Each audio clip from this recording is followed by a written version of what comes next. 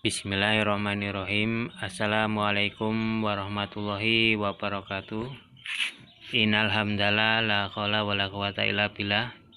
Yang pertama dan paling utama, marilah kita selalu mengucapkan syukur alhamdulillah, karena pada kesempatan ini kita masih diberikan salah satu kenikmatan, yaitu nikmat sehat. Sehingga dengan nikmat sehat ini kita bisa beraktivitas, kita bisa bekerja, dan kita bisa berkarya. Mudah-mudahan hasil yang kita kerjakan ini akan membuat kebaikan bagi diri kita dan orang lain. Di sini kita akan melakukan pembalikan. Di samping pembalikan, kita juga melakukan penyemprotan. Tetapi kita harus tahu bahwa untuk penyemprotan itu adalah untuk meningkatkan kelembapan, dan penyemprotan itu selalu menggunakan dengan air, karena kita tahu bahwa itu berguna untuk melunakkan kulit telur dan juga meningkatkan kelembapan. Tetapi rekan-rekan, andai saja mau melakukan penyemprotan, harusnya hati-hati. Karena apa? Karena kita tahu bahwa kita memasukkan di dalam sebuah mesin penetas itu, yang mana rangkaiannya itu adalah elektro, di mana seandainya terkena air atau basah mungkin bisa menyebabkan konslet, ataupun bisa saja onderdilnya ataupun rangkaian dari mesin penetas kita itu akan terganggu ataupun tidak lagi normal dan tidak bisa bekerja secara maksimal. Itu karena terdapatnya air atau kelembapan yang mungkin disebabkan oleh cara kita menyemprot. Mudah-mudahan dengan kita mengetahui cara-cara kita menyemprot, mungkin kita bisa terhindar daripada kerusakan di onderdil sebuah mesin penetas atau rangkaian elektronik yang ada dalam sebuah mesin penetas. Kita tahu bahwa lampu bohlam dan ini semua bekerja itu dengan aliran listrik. Apabila listrik itu mengalir, maka akan terjadi andai saja rangkaian ini terkena air, maka bisa membahayakan. Mungkin bisa saja terjadi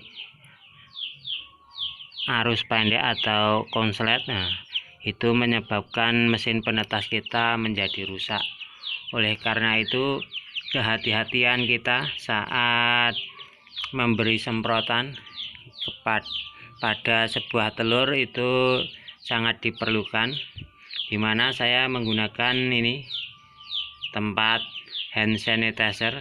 Sudah habis saya ganti air, lalu kita semprotkan. Seandainya cara penyemprotan itu harusnya diarahkan jangan sampai terkena rangkaiannya seperti bohlam dan seperti sensor ini.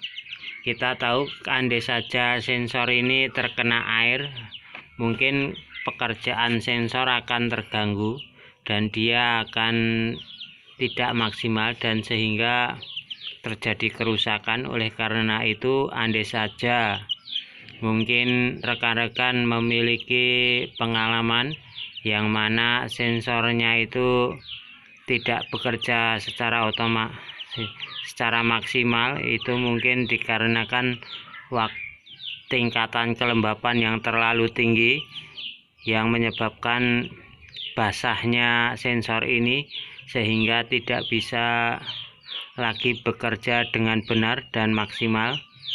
Seandainya ataupun saat kita menyemprot, kita tahu saat menyemprot akan timbul segala arah dan kita tidak merasa bahwa ternyata ini sensor terkena percikannya dan menimbulkan kerusakan pada sebuah sensor yang mengakibatkan di ukuran termostat, itu di ukuran hygrometer, itu kelembapan yang berbeda dan suhu yang berbeda. Itu dikarenakan sensornya sudah tidak bekerja karena terkena air, bisa karena kelembapan yang terlalu tinggi dan hampir lama mengakibatkan tidak bisa bekerja dengan baik.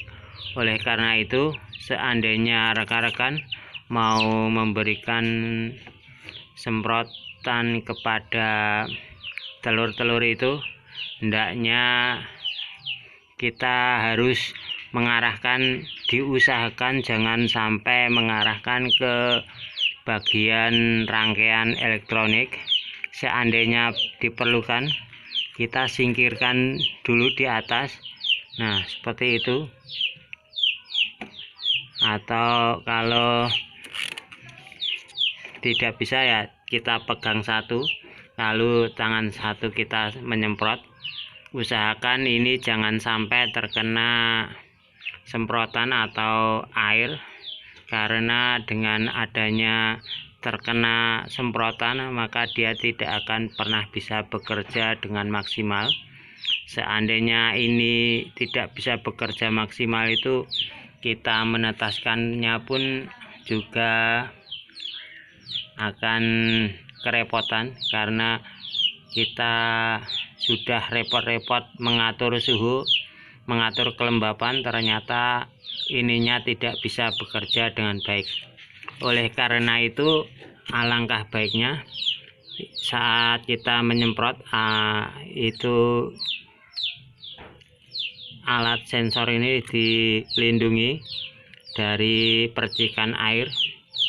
Dan mungkin kita tahu juga bahwa tingkat kelembapan yang terlalu tinggi itu juga mempengaruhi kinerja daripada sensor ini, sehingga kita harus selalu berhati-hati untuk menggunakannya. Mungkin dari ini rekan-rekan memiliki pengalaman yang berbeda, atau mungkin juga memiliki pengalaman tentang tingkatan kelembapan yang tidak stabil dengan suhu. Mungkin disebabkan ini sudah rusak dan harus diganti. Mungkin rekan-rekan punya pengalaman yang unik atau apapun, tulis di kolom komentar. Mudah-mudahan kita bisa membacanya dan kita bisa berbagi ilmu.